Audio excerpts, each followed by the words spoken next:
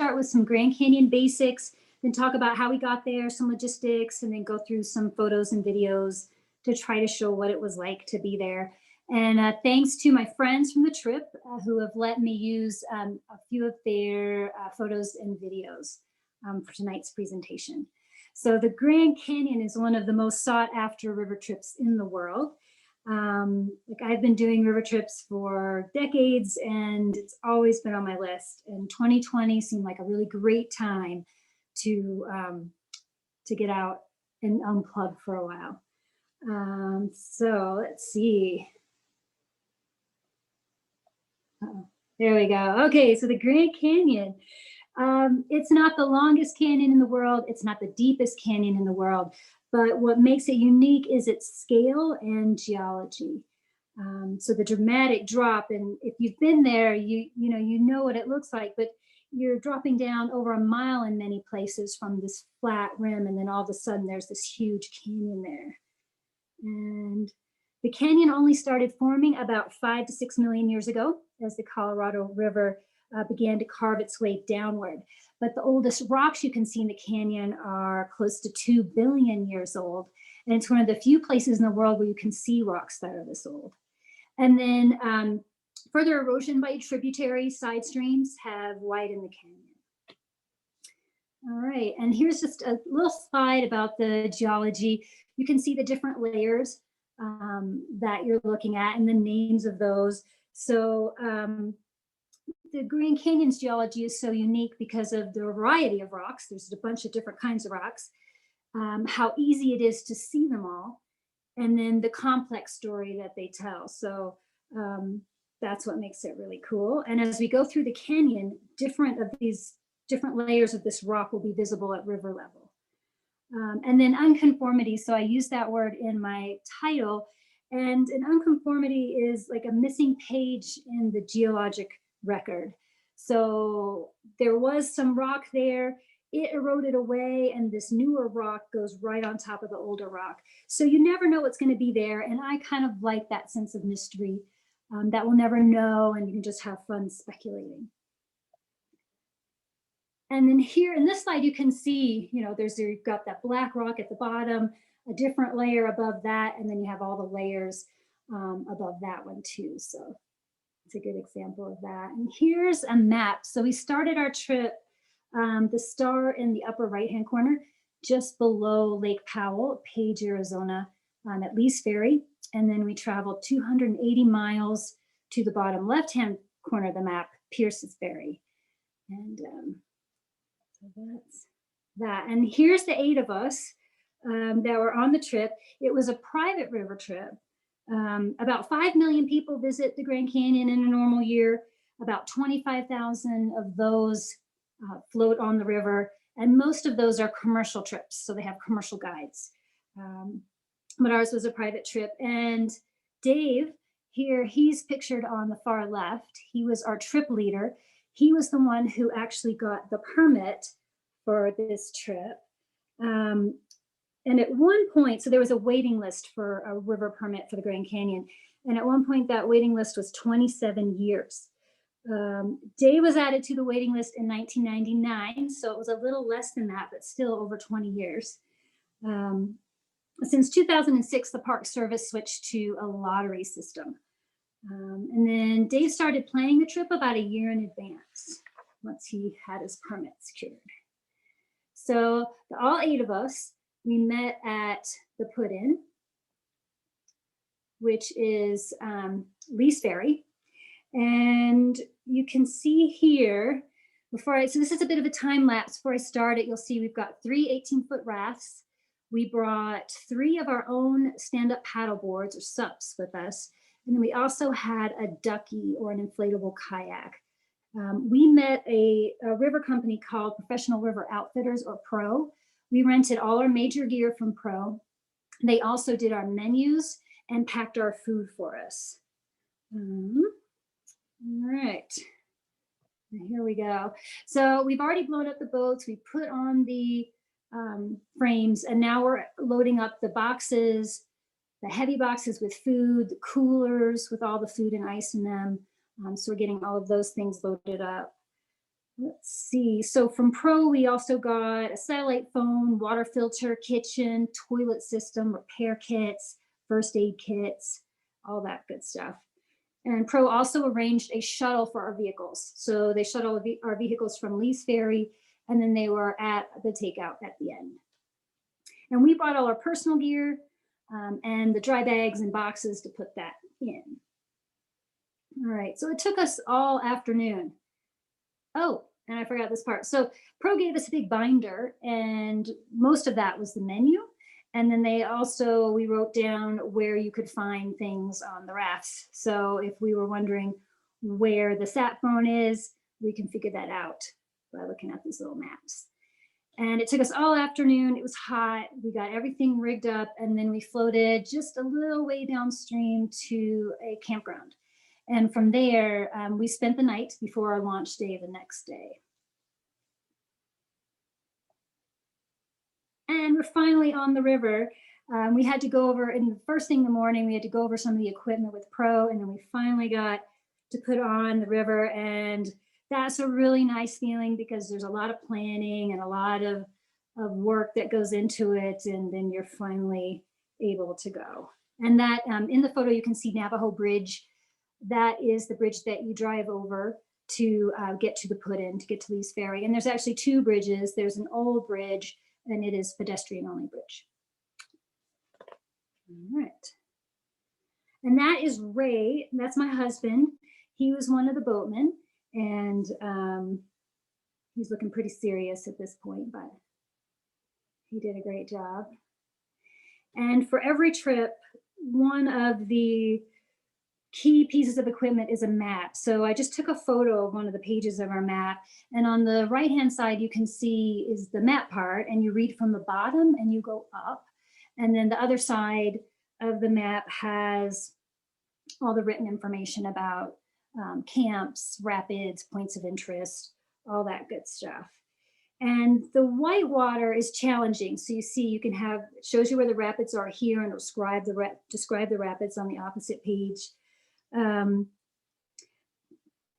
But it's very doable, the whitewater. If you do flip, it can be challenging to get a heavy packed 18-foot gear boat turned back over. Your stuff's going to be wet. You're going to be wet. The water's cold. It's 50 degrees. That water is coming from the bottom of a reservoir. So naturally it would be warm, but the water's pretty cold. And so we like to get an early start in the morning. You never know what's going to happen. And then this is just kind of a photo of our itinerary and camps along the way. There's one about every mile. They're first come, first serve. So you need to have an idea of where you're headed. If you run into other groups, you want to be able to say, I'm planning on going to this camp. Where are you going? If you're both going to the same camp, then you may need to do some negotiating. So there's so much to do as well. You can't do it all in one trip. So you have to pick and choose what's most important to you and try to fit that in. And you've got to remain flexible, of course, because you may not always get that camp that you were planning on. And this is our first camp, day one. We camped at, this is Shearwall Camp, and you can see that there's an overhang kind of to the right. That continues all the way, at least that same amount off to the left, and we just slept under that overhang. It was really unusual. I've never camped at a place that looked quite like that. So I really liked that camp. And then the next morning we hit the river again. And this is me on my Sept. And rafting is such a great way to experience wilderness. You get to be out there and away from everything, but you also have the opportunity to carry a lot of gear with you. So your camera gear, your yoga mat, all that great stuff. And on the river, you're usually going slow enough that you can really take it all in. This time of year, there are no motors allowed. So it's very peaceful and quiet. And my favorite part of the whole thing is that there's a new discovery just waiting around every corner. And life can get pretty predictable, especially these days. But the river every day is a new adventure. you don't know what's going to happen, and that's a lot of the fun. So we did a lot of side hikes. And that's what makes the Grand Canyon River trip so unique, is just the length and the endless hiking opportunities. So this is North Canyon, which is at mile 20. So we've gone 20 miles at this point. So 340 million years ago, Sarah there would be 1,000 feet beneath the surface of an ocean and many miles from shore. So this all used to be covered in ocean, and that's how you get all these really great sedimentary rocks. Going back on the river. And this is our second camp. This is Shinuma Wash Camp. And what I remember about this camp are scorpions. There were a lot of scorpions. They come out after dark, so I don't have any photos of them, but they're bark scorpions.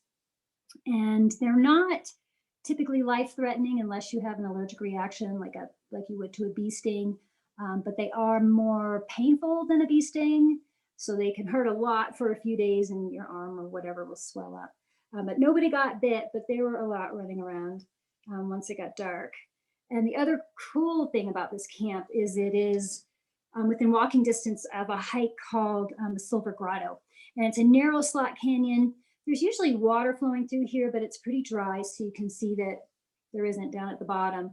But there's a rope there, and that's Dave, and they're gonna climb down using that rope down into that saddle and keep on going. And then there's kind of the view of the inside. And this time lapse is kind of fun. This is leaving that camp. And Dave took this time lapse, so thanks to Dave for letting me use it.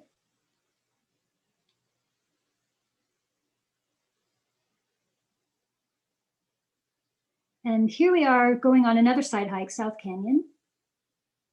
And back on the water.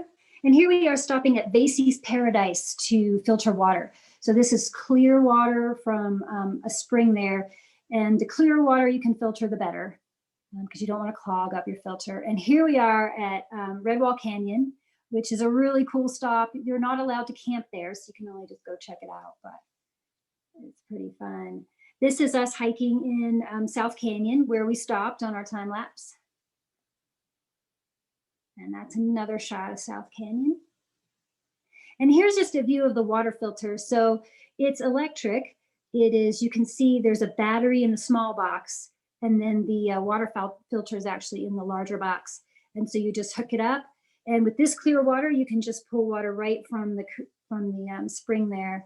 If you get water from the main river, you'll need to let it settle in buckets for a number of hours before you filter it.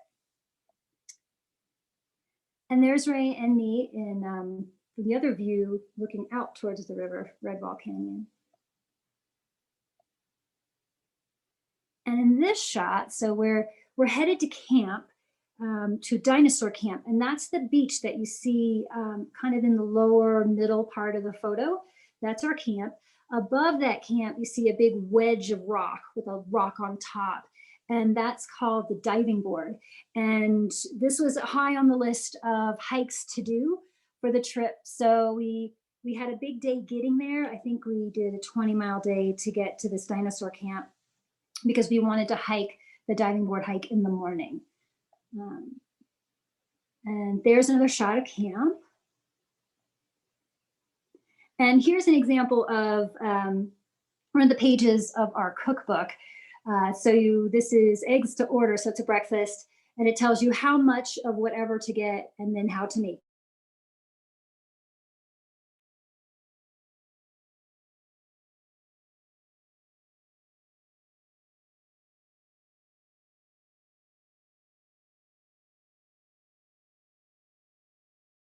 Okay, so talked about breakfast, so that was our menu.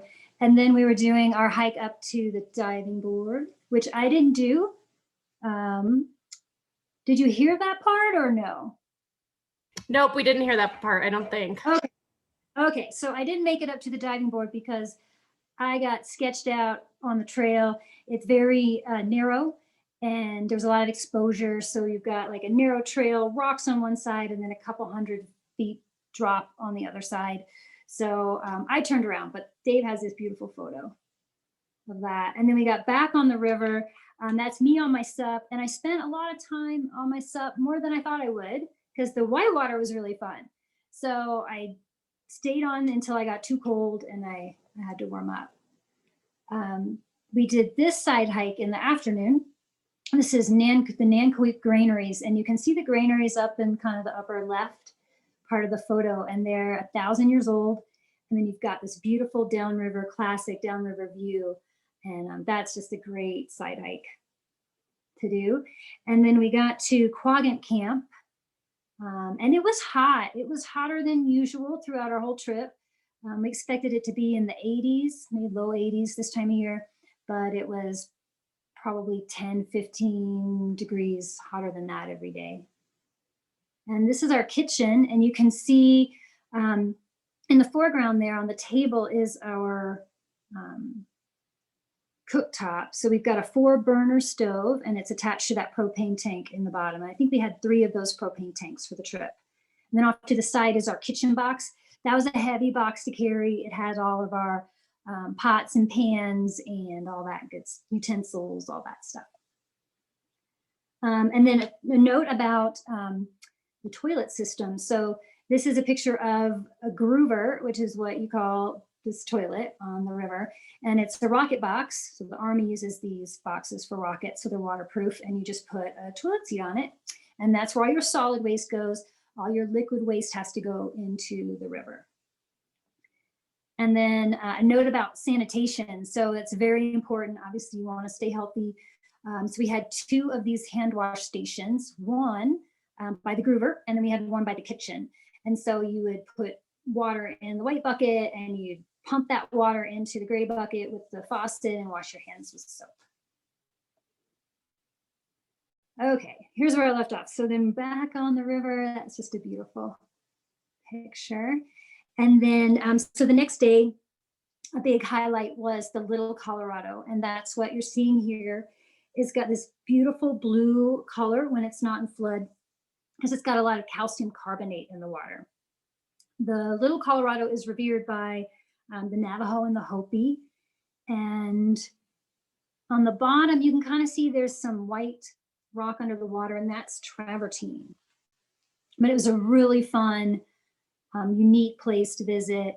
We took our PFDs, our life jackets, with us, and we had some fun in the water. And that was a definite highlight of the trip. And there's Sarah on her sup, and you can see where the Little Colorado is joining the Colorado and the difference in color. There, looks really cool. We stopped again. We had a little stop at Carbon Canyon, and then we floated a little ways downstream. And then this is our camp for the night called Lava Canyon Camp. And we spent 2 nights here.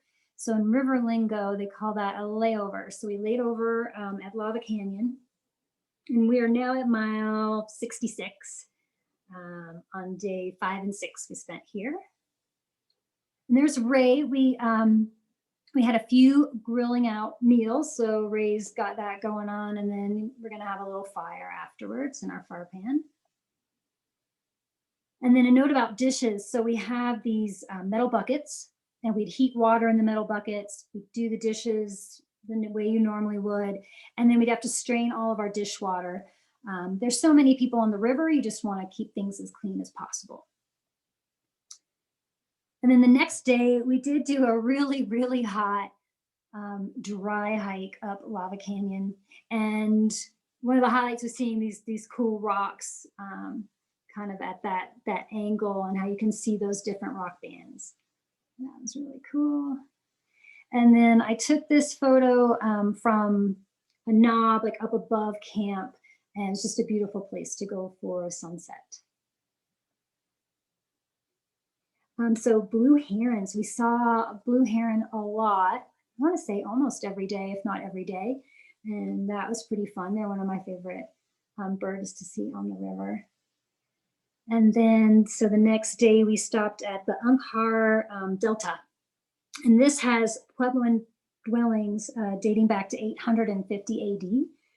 And so that's pretty cool. And you can still see evidence of that in the pottery shards, in addition to where the structures were. And then this is a photo of cryptobiotic soil. And you'll find this all over the desert. I think it's so cool. And it was really great soil here. It just was really tall. That black stuff is just a bunch of microorganisms. They help stabilize the soil and keep it in place.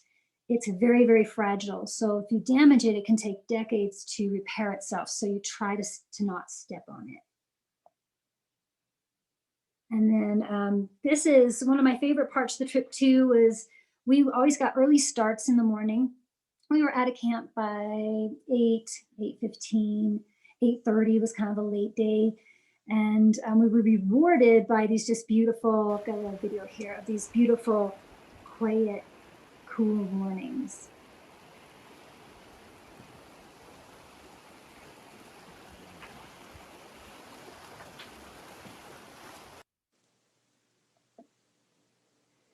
So this is day 7. We start to get into the inner gorge. And the inner gorge is where the river will constrict. So you've got more of your bigger rapids in this section. And this is our first kind of tricky rapid. It's called Hance Rapid. It's tricky with a lot of holes in it. It's one of the longest rapids on the river and the rapid that's most cluttered with like boulders and holes to avoid. So you've got to make several maneuvers going through there. Rapids on the Grand Canyon are rated on a 1 to 10 scale. So you're probably familiar with the 1 to 5 international scale. With the Grand Canyon scale, 10 is the most difficult. A 10 is like a 5 on the international scale. And Hance is an 8. So we scouted this rapid. So we pulled over and then hiked up so the boatman could have a look at it before we ran it.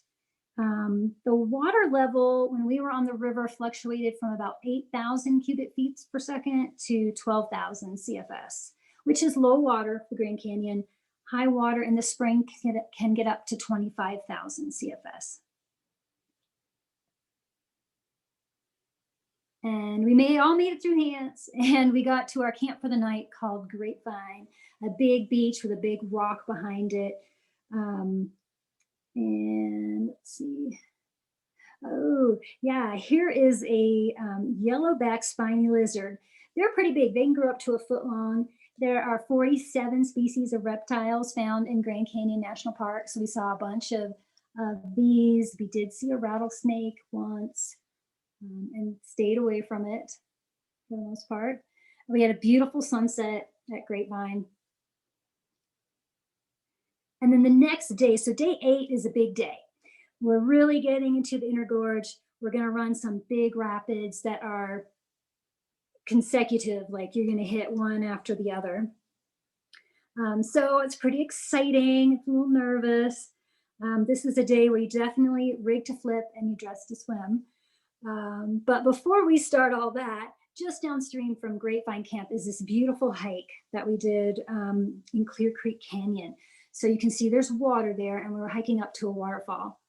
And that's kind of looking back from the waterfall. And it was always great to rinse off in this water, because this water is much warmer than the water in the Colorado, because it's natural. It's not coming from the bottom of the lake. And you're not allowed to use soap in these to protect the aquatic life there, but it's still really nice to rinse off.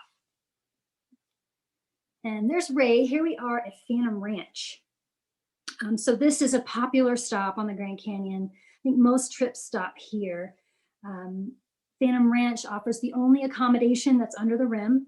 There are cabins and a main lodge about half a mile from the boat ramp up Bright Angel Creek. And this was built in 1922, so it's been there for quite a while. You can only get there on raft, foot, or by riding a mule. And there was also a restaurant there. It wasn't open when we were there, but we could go up to the lodge and mail postcards And then they'll take those postcards, pack them on a mule, and hike them out. So that's pretty cool. We were also able to fill up our water jugs. There's a spigot there, so you don't have to filter that water. And then they have a bulletin board where they will discuss water flows and weather and such. All right, so we're all a little bit nervous heading away from Phantom Ranch. We've got 3 big rapids before we get to camp. Oh, sorry, that's the lodge at Phantom Ranch where I mailed my postcards. Okay, so here's an example of the river map there. So you'll see at the bottom there's Granite Rapid, that's an 8.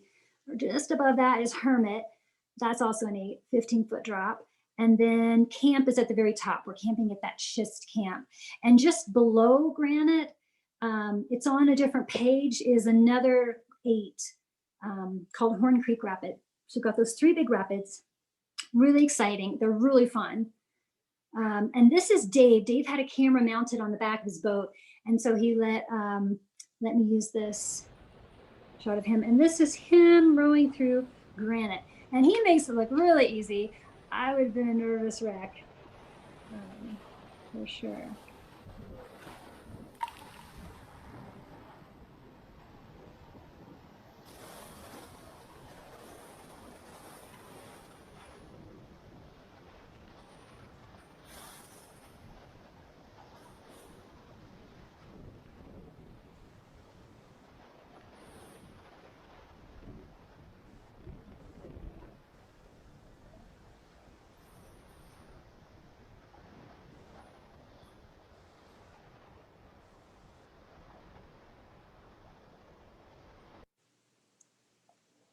Nicely done. And that night we get to one of my favorite camps, Schist Camp. We had the most beautiful sunset, and there's this beautiful black schist rock. That's that really old rock that's like 1.8 billion years old. And we had the beautiful moonrise over the canyon there. And then, yeah, just a beautiful evening. This is the next morning. There's my yoga spot, there's my yoga mat, and you can see those black rocks just off to the side. So those were all over camp. And it was a really nice spot. And then back on the water the next day. So we started this day with this rapid, Crystal. And this rapid is notorious for carnage and one of the most feared rapids in the canyon. It causes a lot of flips and a lot of issues in general. My friend Sarah told me that this is the one that always seems to get her. She broke her nose in it the last time she ran through this rapid, or hit her in the face. So we had great runs through Crystal. We took a left-hand run through there, and we were lucky. We actually saw a commercial trip run it while we were scouting, and they took a line that we wouldn't have, and it turned out to be really great. I don't even think I got splashed. So that was pretty cool. And then phew, that was over. And then we are off to another beautiful side hike up Shinuma Creek. And this is a great waterfall hike as well. And you're hiking in the water as you get closer. And then, yeah, that's me. We just had this beautiful big pool and this beautiful waterfall to play in. So that was fun. And then on to our next camp, 110-mile camp, for some more beach time before the sun went down. And then here we are having dinner and then eating our meal together. And then the next day, so yes, another day, another amazing side hike. This is day 10, our 3rd day in the Inner Gorge. And this is a hike up to Elves Chasm. And this is a must do. The map describes it as the jewel of the desert. And so you're hiking up this travertine rock. It's really smooth where so many people have been walking over it. So you're hiking up this canyon. And this is a more far away view of Elves Chasm. And then there I am in the big pool under Elves Chasm. And it doesn't look like, I mean, this is just a little oasis in the desert. It's so beautiful and unexpected. And then there I am above the pool. You can actually climb up. If you go to the bottom right, you can hike up through a little waterfall up up there. And some people jumped off of there. I didn't. I'm not overly fond of heights, but it was fun to go and have a look. And then back on the river to our next hike. And this is Blacktail Canyon. And it's a wonderful to Pete's Narrows. And here you can see the great unconformity. And what that means is there's a huge difference in age of the rocks that are sitting on top of each other. So you've got the Tapete sandstone, which is like 500,000 years, 500 million years old.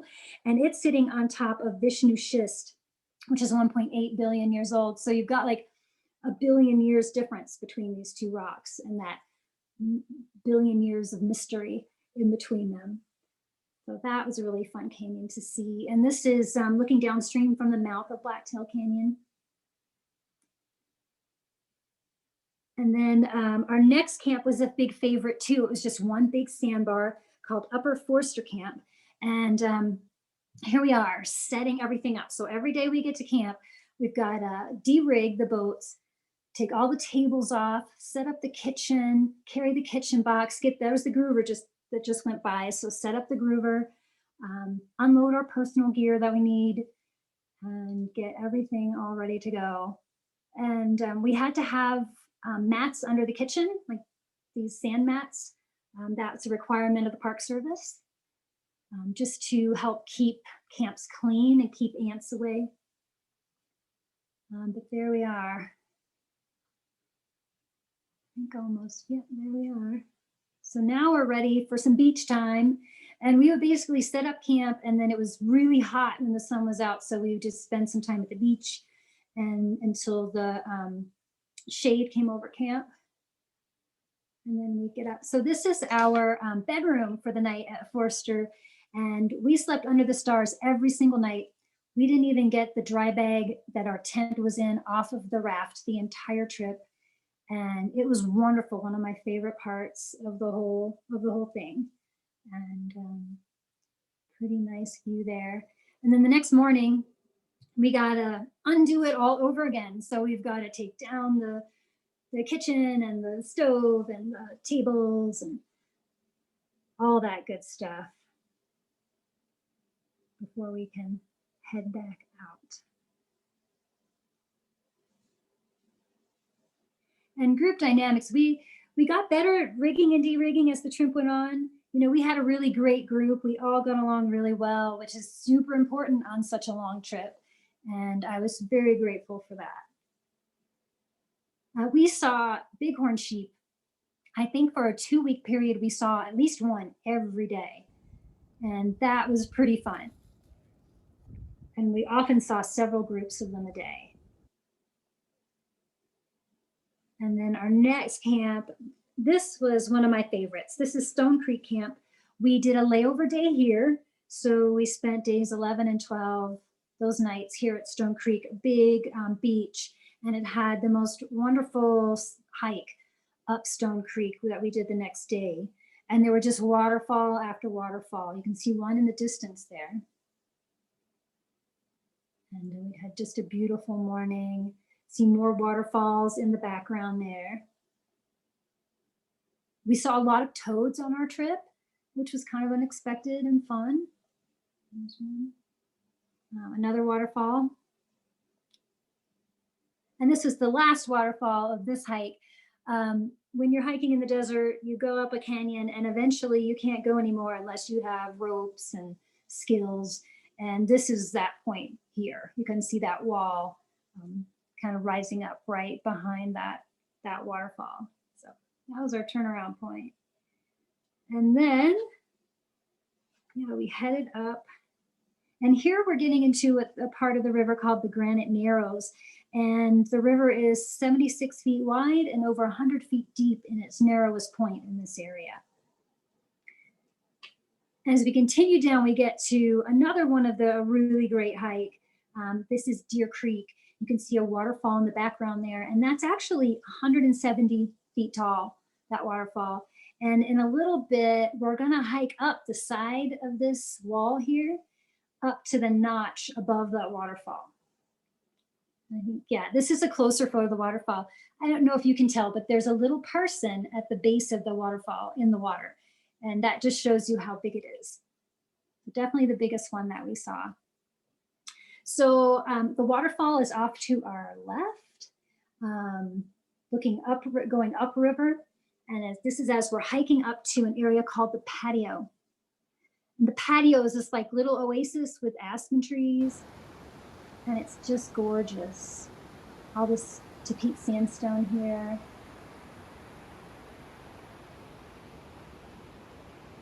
And a very narrow, deep canyon off to the side. And there's just a still photo of the patio. It was just, again, like so unexpected to find that in the middle of the desert. Some more bighorn sheep. And then we had another this was a great hiking day. We had another really great, one of my favorite hikes at Macadamia Canyon. And this is Mauve Lands limestone that we're hiking up. And this is a wet hike, gets pretty narrow and steep. And there I am, you just kind of had to scooch your way up in parts, which was pretty fun. And then eventually you could climb up to now you're up above the canyon. And then we got to kind of check out that part of it, which is beautiful. And here we are hiking back. So we hiked up the canyon that goes down on the left, and then we took this narrow path back to the rafts above. And that night we spent at the Upset Hotel Camp. And this is at the base of a long cliff of Mauve limestone. And it was a great camp, but we had to carry our gear pretty far. So we had to carry the kitchen up a big hill there. But it did the trick. And this is another very famous stop. This is day 14. We're at Havasu Canyon. This is part of the Havasupai Reservation. There's a very famous waterfall up this canyon. But the Havasupai asked that groups not hike on the reservation because of COVID. They just wanted to contain it. So we didn't, we just stopped at the mouth of the canyon here and just had a look, but it's the canyon takes on that beautiful blue color similar to the Little Colorado. And there's Dave holding the boats. There's not a lot of tie-ups right here. So it was just easier to hold it for a short visit. And then here we are back on the river.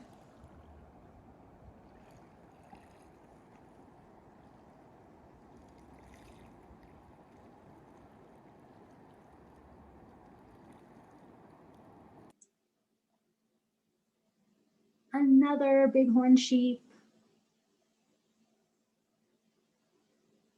And this is the same day, so you can see how the canyon changes and what rocks are at water level changes as you go. And this is just a beautiful part of the canyon.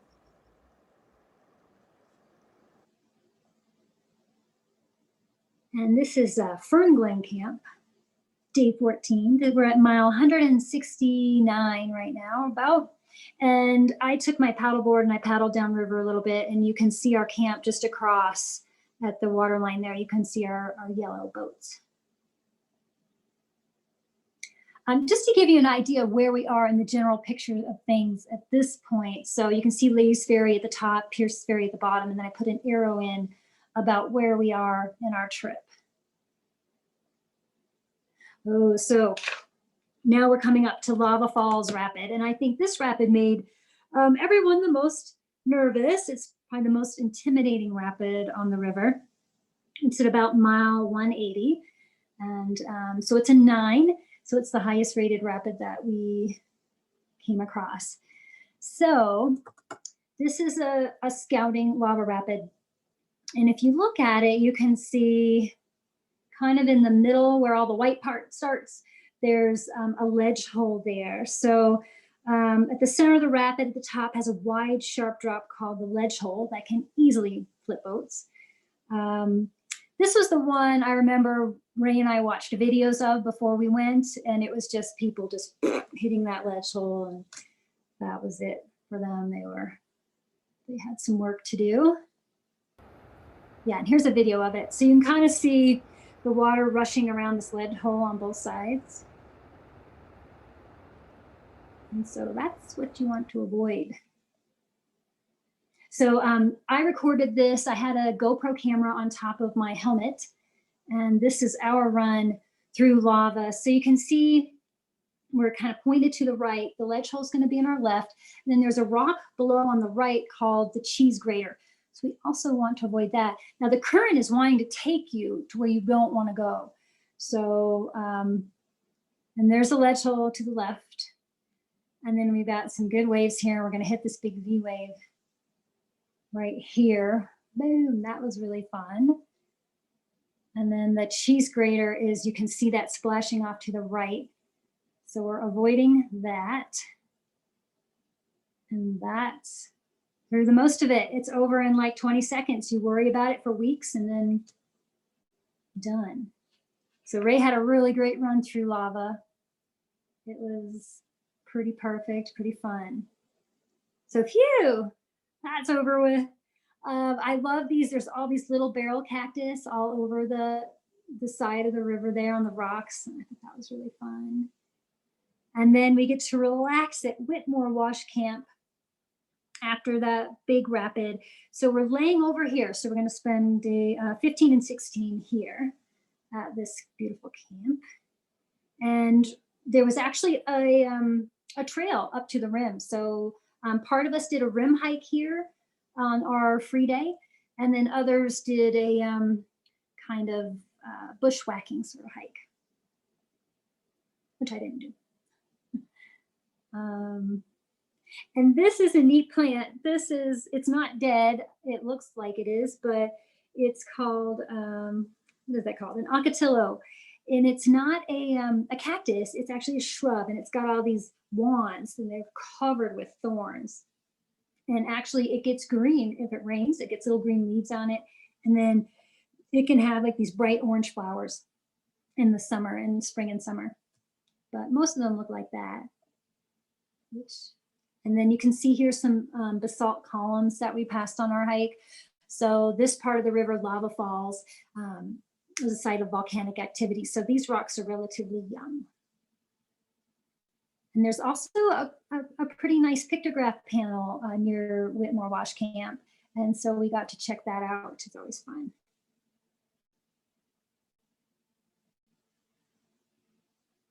There we are on the river. Again, it's hot, so Ray's got the umbrella up to get a little shade while he's rowing. And then our next camp is Granite Park Camp.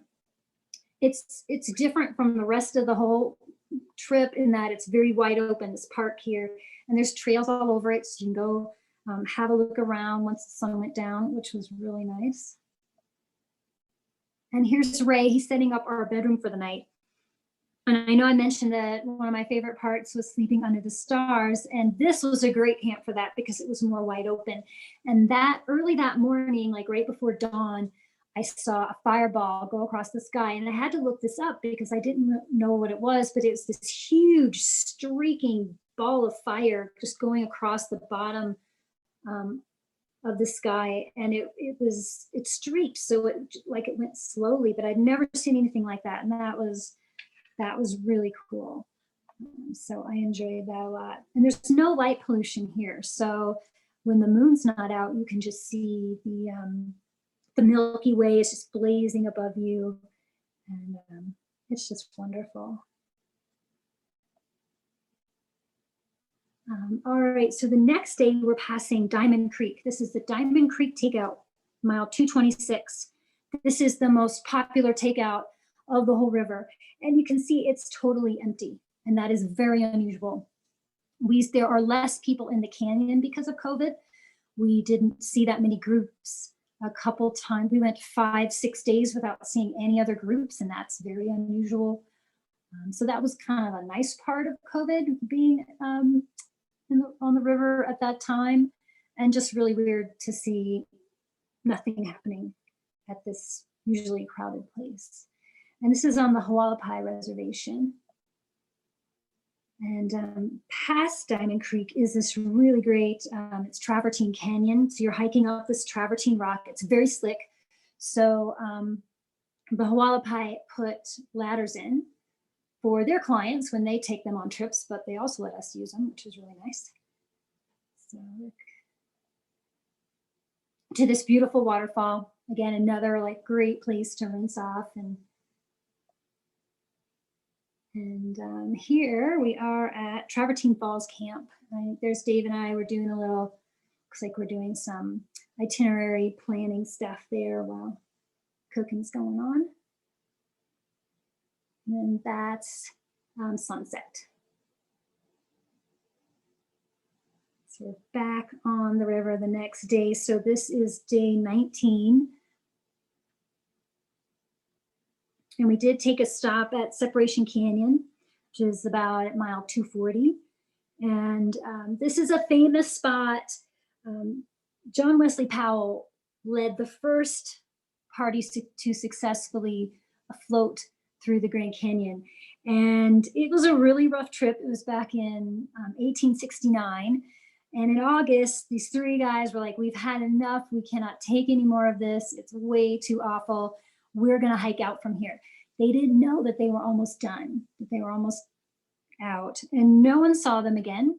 They were either killed by settlers, by Native Americans, or just died of exposure. But yeah, it's kind of a neat spot. This is Surprise Canyon Camp, which is a really nice camp at low water. You have this nice beach. That was quite good. And then the next day, so we are on day 20, our last full day. And you can see that there's a big, what do you call that? Sediment. It's a big wall of sediment on the left. And that's from Lake Mead. So Lake Mead was built in the 30s. And since then, the water level has dropped considerably. Drought, more people need more water. And as the water level went down, these big banks have formed. And it's pretty sad because the banks kind of block off the entire canyon, any side canyons. There are no beautiful beaches to camp on here. There were rapids, but they're all underwater. So it's flat. And then the sediment will slough off and it creates waves and all this dust. And it's just kind of crazy. We had a long day on this last day. We did just over 25 miles. And it's the only day we really had some upstream wind, and which was lucky because in the desert, that's not an unusual thing. But it was challenging for the boatmen to row into that wind. And this is our last camp. This was called 274 Mile Camp. And this was the last decent camp we saw since we left Surprise Camp. There just aren't many because of the walls of sediment. So it was pretty good. And they got a really early start the next morning, around 7 o'clock, I think. And it was so cool and peaceful. That was really nice. And there we are, just getting into the sun there. And just kind of close out, these days, it's unique experience to be completely disconnected from the world, especially for 3 weeks. And I loved it. I loved being outside for 21 days. No doors or windows or ceilings or Facebook or phone messages or notifications or news, none of that. You go to sleep at night and you have one set of stars above you, and you wake up in the morning and you see it's all shifted, and your days revolve with the earth. And that was something very peaceful and magical in that rhythm that I just really love. And then this is the takeout. Again, there's no one else here, which is a little unusual. We had the whole takeout to ourselves, which was nice. And there we are. So we had to unload everything. We had to deflate the boats, roll them up, load them into the pro van, load our own vehicles up with all of our stuff, and then hit the road home. And this was what we came home to, a snowstorm, of course. Got to unpack in the snow. And that's it. So I love this quote by Mark Twain. We call it re-entry, and re-entry can be so challenging after you've been in the wilderness, because you don't need money, you don't need car keys, none of that stuff. So So that's it.